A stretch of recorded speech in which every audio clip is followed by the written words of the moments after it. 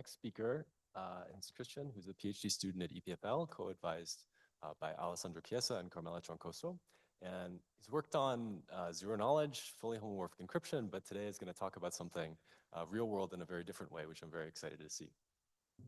Thank you for the introduction. So I want to talk about a privacy-preserving A distribution system with assessment capabilities. That's kind of a long title, but really I want to use this as a case study on threat modeling and system design. And this is joint work with Lucy Chin at Georgetown, my advisor, Carmela Troncoso from EPFL and MPISP, and in collaboration with Justina Sukaitis and Vincent Graf-Narbel from the International Committee of the Red Cross. So we care about humanitarian aid distribution. So humanitarian aid organizations do aid distribution in the wild, and in particular, they distribute, for example, food, money, or medicine to populations. And historically, this has been mostly a manual process, which, as you can imagine, may be small, it may be slow, it may be error-prone, it may be costly. And so there's been a very strong push from these organizations and their donors to digitalize the process with the hope of having a more scalable and a more effective aid distribution. So just naively digitalizing the existing workflows is very risky because these organizations enjoy a very high level of trust from the populations they serve. And in particular, they have very high access to very sensitive information. For example, the size of the households, biometric data, or your appartenance in an ethnic minority. And all those informations, in turn, they may be used, and in fact, they have been used, unfortunately, in the past, to cause harm to the populations that the aid organizations serve.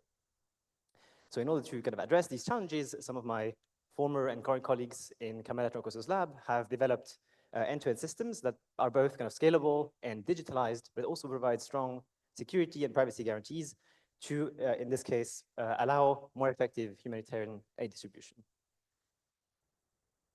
Today, I want to focus on kind of an extension of this. So we went to the ICRC with these projects, and the response was, oh, this is amazing. You have kind of these optimal privacy guarantees that we can rely on.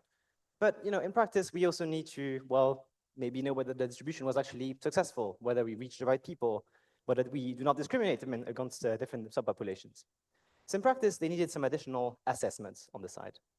And this isn't specific to the aid distribution setting or just the humanitarian setting. This is something that appears all over the place, right? Real-world deployments, whether they are just standard deployments or privacy-preserving deployments, need assessments. For example, for correctness, because debugging fully opaque systems is very hard. If you've ever tried to develop and debug an FHE pipeline, for example, you know what I'm talking about.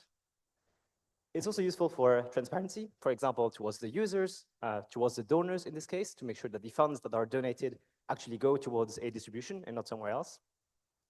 And finally, in some cases, also for legislators, for issues of transparency, of fairness, and of equity. It's also very useful just for planning. It's very unlikely that the very first version you put into the world would be the one that will be optimal for the entire lifetime of the application. And so having assessment allows you also kind of rectify and optimize ongoing deployments. So that's kind of the motivation and where we want to go. We have this kind of core privacy preserving system that does the aid distribution. And now we somehow want some additional assessments on the side. And for now, the assessments are kind of vague. We want maybe some statistics on who's coming. We want maybe some attributes. There's a notion of group. Maybe there's like a duty of care. But this is all kind of very vague. So I want to walk you through how we typically do requirements gathering, how we go from this kind of very fuzzy high-level ideas to something much more formal that we can use to then do designs. And in particular, I want to talk about how we do this. We have a bunch of tricks that we have come up with over the years to do this efficiently and from first principles. So how do we start? Well, obviously, we talk to people. In particular, in this case, we talk to the Data Protection Office, the people that do data management policies and compliance. We also talk to program managers. These are people that orchestrate the deployment from the headquarters. And we talk to field employees, the people that actually do the distribution. These are the end users of our kind of assessment system. Ideally, we would have loved to also talk to the recipients themselves. It turns out your university will not let you go to a disaster zone in order to do interviews, but in general, you should really try and talk to the end users of your system. So we go to them and we talk to them. What do we ask? So, just going to them and asking them, oh, so you said you want some kind of assessments. What exactly do you need? That is not very helpful in practice because we typically get one of two answers. One typical answer is we want everything. We want an end-to-end system that does everything that the ICRC ever does, and also does impact reporting and compliance, and also uses military-grade encryption and is post-quantum. Or what we also get is, well, we want exactly what we have now, right? We have this pen and paper system that just works. So just do this like digitally, faster, and also private. And you can see how this is kind of very difficult to extract precise requirements for design. So what we found instead is to ask, how do you do things to be much more useful? And this might be either really shadowing them through their work, so looking over their shoulder as they do their work, or in this case, asking them very precisely. So you arrive at the distribution station, you sit down at this plastic table, what do you do? Somebody arrives, concretely, what do you do? And this is useful because it allows us to very precisely scope down the functionality, particularly not to look at, okay, what information do you think you need, or what information are you collecting at the moment because of the current workflow, but what information are you actually using to do your job? What is the minimal functionality that we need for you to be able to do what you need to do? It's also useful to not restrict our design space, because cryptography is very non-intuitive to cryptographers. If you try to go on a random person on the street and you ask them, oh, you know, there's like this zero knowledge property, and you have like these one-way functions, and we can do encryption, but also homomorphic, they're going to be very confused. And so what we found is that when people implicitly in their head try and kind of design ahead and build a system, they will often mimic physical things that they have access to. And these things do not have all the power that we have from cryptography. And so asking them what they need instead of, or what they do, how to do things, rather than what they need or what they want, allows us to then have a more open and flexible design space later on. And finally, it's useful to set boundaries. We typically design small, well-scoped systems, in this case, a distribution and kind of corresponding assessments, which is just a very small thing, a small part of what the ICSC does as a whole. And in particular, this allows us to put the human in the loop, to know where a system ends and where there should be somebody who takes management decisions or handles edge cases. So, you know, we do all these things. We have some functional requirements. We know what we want to do from the functionality. And then we need to do threat modeling. What kind of security property do we need? What is the adversary? And again, in the past, we used to just go to them and ask them, oh, what is your threat model? Turns out people are very bad at threat modeling, and this includes people who do security for a living, see all the attack talks at this very conference. And in particular, when we go to people and we ask them, oh, so what are you worried about? What are the things that, you know, make you stay awake at night? The Data Protection Office might have concerns such as privacy regulations as an existential threat to the organization. Program managers might have a more geopolitical kind of worry, you know, maybe armed militias kind of taking over stations on the ground. And the field employees, they are very pragmatic. They only care about people getting their aid and not getting sick or hungry. So, you know, you go, you ask them, they have all these things. How do you synthesize a property that looks like, you know, for all polytime adversaries, something's very difficult. So what we found instead is to break down this threat modeling process into smaller chunks that we can then tailor to the different stakeholders. So in the first step, we ask them who might interact with the system. What are all the parties that are floating around?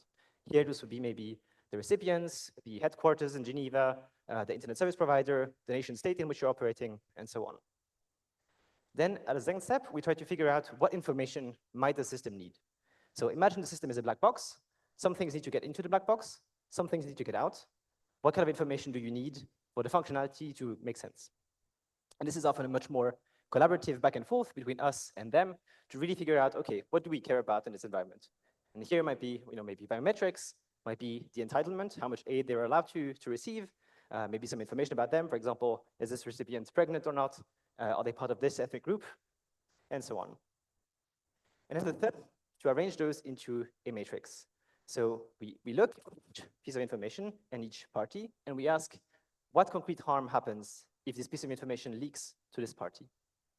And we can tailor this to different stakeholders. So we can ask, for example, somebody in the Data Protection Office, what happens if the contact information of your recipients on the ground gets available to the headquarters in Switzerland? Does this have privacy implications on regulations or compliance? Or we could ask to people who work on the ground, if the fact that this recipient is pregnant leaks to the internet service provider in this country, do you see a concrete harm? And this allows us to map out a bunch of harms and also quantify exactly what kind of harm happened for different kind of configuration in the system. And as part of these, we'll mark some of them as fundamental harms and fundamental leakages. So these are things that will kind of leak because of the functionality itself. And this is important because everything that we deploy comes with some non-zero amount of risk. And knowing the fundamental harm, they will happen regardless of the instantiation. They will happen regardless of how much crypto or how much trusted hardware we throw at the problem. These are indifferent to your goal. So once we've had that, we have a pretty good risk analysis, and this is when we typically go back to the stakeholders and ask them, do you want to deploy this? Do the benefits that you see from the system outweigh the harms that we've now developed? Or should we just cancel this and never get to the design stage? And in some cases, this doesn't make sense. In some cases, the harms are just too high, and the benefits are not worth it. In some other cases, we have actually some benefits that outweigh the harms, and we can continue to the design.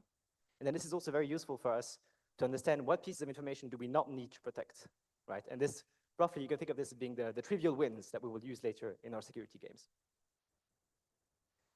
So that is threat modeling. And then we get to the fun part, which is addressing all the remaining red boxes. This is where we can use finance and fancy crypto or other privacy-enhancing technologies to address the remaining harms. So we did this process for the specific requirement, for the specific use case, and I want to walk you through the requirements that we came up with, and then I'll go to what we actually built of the system. So maybe to set up the stage, in the system we have aid recipients. They go to a registration station, and they show either the biometrics or some other piece of identification. If they are deemed eligible to receive aid, they receive some tokens. And then these tokens can be redeemed at the distribution station in order to get some aid. This can be food, medicine, or money. And I mentioned that we want these assessments. So we have kind of two kinds of assessments. First one are queries of the form, what percentage of pregnant aid recipients successfully claimed aid in this distribution? And these things are used, for example, for transparency, for impact reporting, or for planning to understand if they are kind of discriminated against or if there's something that prevents them to claim their aid. On the other side, we have more complex assessments, and these might be queries like, can you reveal the contact information of all the recipients who are both above the age of 60 and also haven't been claimed aid in the last 3 distribution stations? So we need to talk about multiple different previous distribution periods, and we also need to talk about people, for example, not showing up to a station. In particular, people who might not be able to engage in any kind of protocol because they were not there. So these are the kind of the functional requirements. This is the functionality that we want to achieve. How do we do this in the kind of restricted model of the humanitarian sector? So we have some additional deployment requirements, for example, on computation. So aid recipients typically only have access to maybe a phone at most. In some cases, they don't even have access to any kind of computation platform. So we need to provide them with a very lightweight computation platform, for example, a smart card. The stations, they typically have laptops, so you have like some limited amount of computation that you can work with. In terms of communication and connectivity, aid recipients, we typically cannot assume that they have any kind of connectivity, save for maybe a Bluetooth connection where they physically arrive at the station to communicate with the laptops. The stations themselves, they typically have limited connectivity, think like a spotty LTE connection or maybe a satellite phone line. And then finally, there's an efficiency requirement, right? The whole reason to do this process was to also have a system that is kind of digital and more scalable. So the system in particular should not slow down the distribution process. And this is not just like a nice to have efficiency property because otherwise users get annoyed. In some cases, it might be a security property as well, because as you can imagine, aid distribution might happen in a very kind of constrained time limit. For example, there's a ceasefire and you need to be distributing all the aid before the ceasefire ends. And in this case, every minute that you spend exchanging cryptographic material is a minute where you put the employees and the aid recipients at risk. So those are the deployment requirements, things that we kind of have to deal with in order to design the protocol. In terms of security, we have kind of roughly an enforceability and the privacy requirements. It's kind of very high level, so I don't want to go too much into detail. There's a bit more nuance in how we do this exactly, but it's kind of the typical thing, just kind of specialized thing. And what I want to talk about more is these kind of meta requirements that we also have to have. These are maybe more specific to the humanitarian sector because of a kind of inherently chaotic deployment environment, but I think these are also applicable in general to other settings. And the first of those is some kind of agility requirement. So when we put a protocol into the world, we kind of design a threat model, or we have a threat model against which this is kind of proven secure. But especially in the humanitarian sector, the situation in the ground might change very rapidly. There might be an armed militia kind of coming in that you didn't really kind of intended to be there. And so now suddenly your protocol is kind of invalidated. Your threat model is invalidated.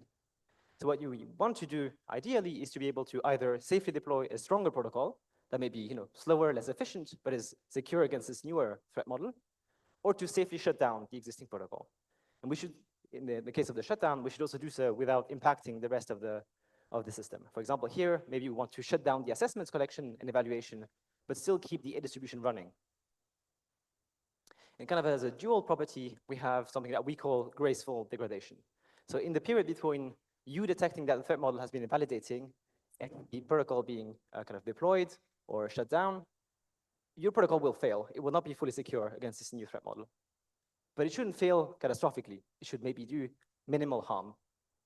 And the way we achieve this in practice is by looking at each protocol and each threat model and deriving the harms, the concrete harms that derive all the stronger threat models that we can think of. So those are all the requirements that we have with. Now, let's get to the tip of the iceberg. So now this is the thing that you will see in the paper. So we have a privacy-preserving humanitarian aid distribution system with assessment capabilities. Our starting point is functional encryption as a very natural paradigm to use to collect statistics and evaluate them once. However, there's a very simple attack, which stems from the fact that in FE, you can evaluate many, many different times. And in particular, in the setting, the adversary is allowed to can evaluate this FE evaluation for different subset of inputs. So you can do a partitioning attack and learn more than what you'd expected to learn. How do we counter this? Well, we define this notion of one-time functional encryption that only allows a single evaluation. And this turns out to be enough for the semi-honest case. And for the malicious case, we additionally need to bind cryptographic material to some piece of physical inventory because we have some control and some auditability of the physical goods. And then we can use a predicate version of our one-time functional encryption primitive to achieve the result. Finally, we show how to instantiate this using public key encryption signatures and then either 2PC or threshold homomorphic encryption. And we also derive the harms. So just the system existing may lead to discrimination or linkability because now you're collecting statistics about people. That concludes my talk. I need to thank many, many different people that have worked with and around Camilla Troncoso to kind of really scope out all of these protocols and without whom this talk wouldn't have been possible. Thank you.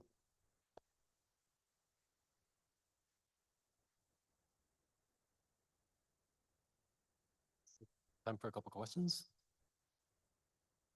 Hi, thank you for the talk. This is very interesting and indeed a very needed solution. I'm wondering how you're thinking of tackling the actual lack of internet accessibility in the aid places and clinics and so on. So we have to work around that, right? So we use very lightweight primitives. So the base system that was designed by some other people uses anonymous credentials. We can kind of issue relatively efficiently at the stations. And to collect statistics, we use a lightweight form of threshold encryption, for example, where you just encrypt a bit, and then you can kind of collect those. And this turns out to be just enough so that you can exchange this using a Bluetooth connection, for example, when you arrive, or by scanning a QR code. Thank you. Great. So let's take one more quick question. Thanks very much for the great talk. In some regions or situations requiring aid, the deployment of any technology or aid system may in fact be dependent on the approval of the aggressor party. And so have you considered this as part of your threat model, especially in situations where that aggressor may demand, for example, access to data or modifications to the system simply to allow it to be deployed? Yes, so this is one of the big concerns we look at, and especially the system is designed such that there is, for example, no centralized store of information that you could even leak, right? So in the base system that we start with, these anonymous credentials, there's no centralized list of who has access to aid. People arrive, the entitlement is checked, they get a credential, and then they don't exist anywhere in the system.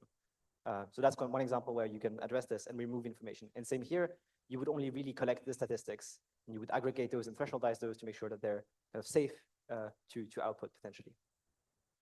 Great. Thanks, Christian. Thank you.